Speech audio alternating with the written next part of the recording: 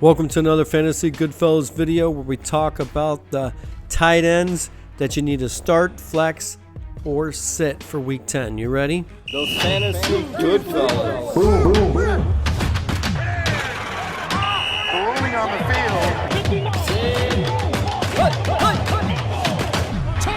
Those Fantasy Goodfellas. One of the hardest things to do is predict what's going to happen each and every week when it comes to tight ends.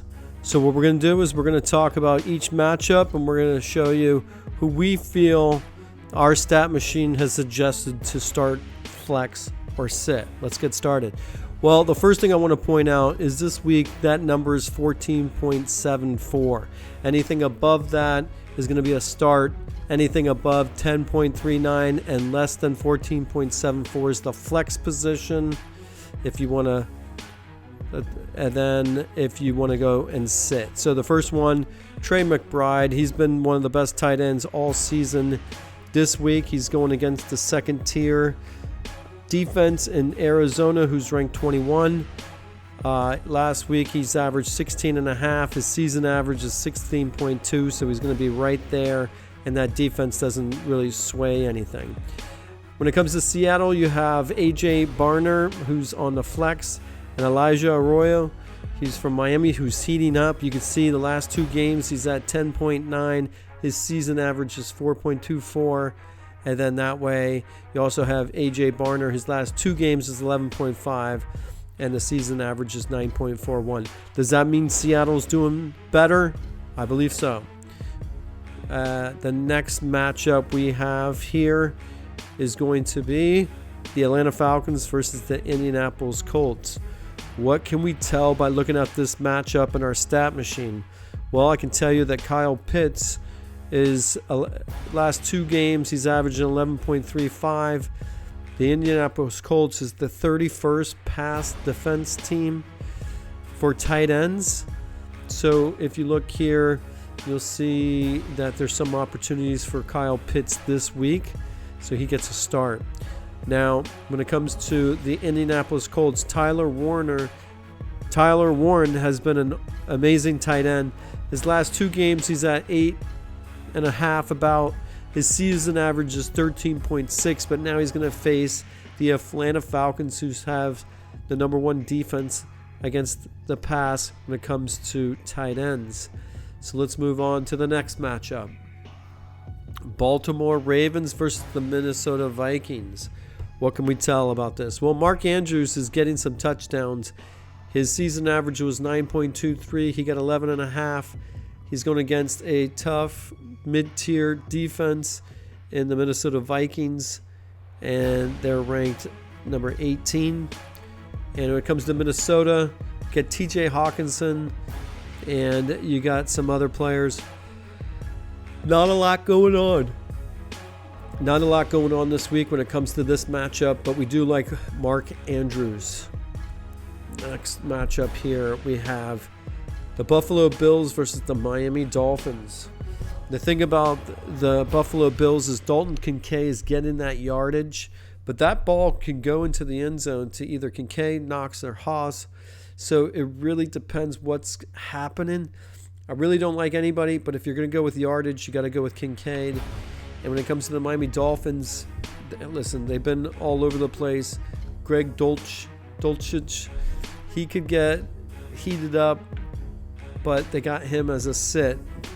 Why is Buffalo has the number 2 defense against tight ends, whereas Miami has the 30th ranked defense towards tight ends.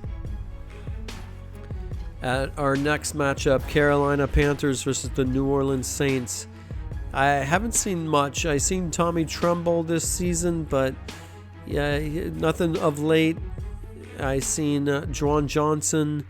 Obviously, Taysom Hill's talented, but the problem with this matchup here is this could be a sleeper matchup in the sense that New Orleans has a mediocre defense when it comes to tight ends. When they play against the tight ends, they're ranked 24th. Carolina's 25th against the defense when it comes to tight ends. There could be an opportunity in this matchup. So depending on who you have, might be opportunities there. Now, the number one waiver wire pickup for tight ends this week, I believe, is Colston Loveland. Why? His season average is 7.49. The last 2 games, he's at 18.3. So there's lots of opportunities. Cole Kmet is decent, but he's kind of dropped off. And that Chicago Bears offense can light it up. You had Theo Johnson with the New York Giants. He's been talked about as a waiver wire pickup different times. You get Theo Johnson, Daniel Bellinger. So right now, this matchup, Theo Johnson gets the flex position. And just so you know, the Giants are 17th against tight ends, whereas Chicago is 19th against the tight end position. All right, let's go to Week 10.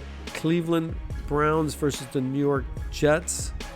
So, Cleveland has a tough offense. They got some tough tight ends. It could be Fannin. It could be Njoku.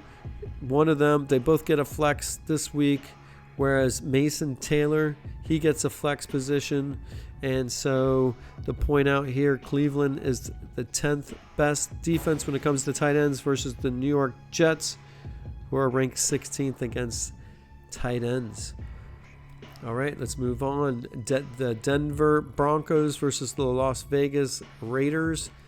So far, our stat machine does not like any tight ends for Denver, but it does like the number 1 tight end for Week 9, Brock Bowers. He gets to start. Why? Look at this. The last 2 games, he's averaging 43.3. Season average is 16.96. That's still higher than most people, so he gets a start. Let's go to the next matchup here. The Detroit Lions versus the Washington Commanders. Obviously, Sam LaPorta, he's getting involved. He's getting some stats. Even though the Detroit Lions offense is a little stagnant a little bit when it comes to those deep throws, the deep ball. But Sam LaPorta's heating up. And here's Zach Ertz. He's been scoring touchdowns. So it's surprising to see a sit. Unfortunately, he gets to sit along with all of the other tight ends. Why is that? Well, Detroit is the number 8th defense against tight ends, whereas the Washington Commanders is ranked 27th. I'll look for Sam LaPorta to have a huge week this week. Next up is the Green Bay Packers versus the Philadelphia Eagles. Tucker Kraft, one of the best tight ends all season. He's been averaging 18.65. His season average is 14.65. But that defense has only given up 10 points to the tight ends the last 3 weeks. They're ranked 3rd against tight ends. Whereas Dallas Goedert, he's got 17.8 the last 2 games. Season average 14.4. So he's heating up. He's doing a little bit better. And he's going against a soft Green Bay Packers second tier defense versus the tight ends. Let's go to our next matchup. The Houston Texans versus the Jacksonville Jaguars. Now this is surprising. It must mean that you're going against a terrible tight end defense in the Jacksonville Jaguars. You got to start on Dalton Schultz. You got to flex on Harrison Bryant. And you got flex on Brevin Jordan. So I don't think all of them are going to do well. It's just they're going against 37.45. But if you needed somebody, take a look at any of those. Whereas Jacksonville, Brenton Strange has done good this season. I don't know if he's hurt. I don't know what's going on here. My stat machine, I'm just in this little graphic. It's just that the Houston Texans defense is 5th against tight ends. The next matchup is the Los Angeles Chargers versus the Pittsburgh Steelers. Oronde Gadsden gets a start, whereas Fisk and Tomlinson, they don't get anything. And Pat Freiermuth, he's been hot. And Jonnu Smith, Darnell Washington. It's surprising to see not one tight end for the Pittsburgh Steelers. And this is why right there. They're going against the 6th ranked defense versus tight ends, whereas Pittsburgh's only ranked 28. I doubt that this will come true. I think Pat Freiermuth will have the best game of those 3.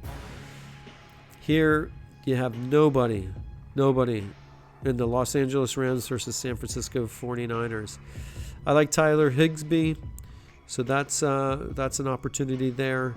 George Kittle, not sure he's playing back, but pay attention to that stat. And in addition, let's go to the next. That was the last matchup that we have. So if this video, don't forget to like and subscribe, but we wanted to point out some tight ends that you can start, flex, or sit for week 10. All right, good luck on this week's fantasy football.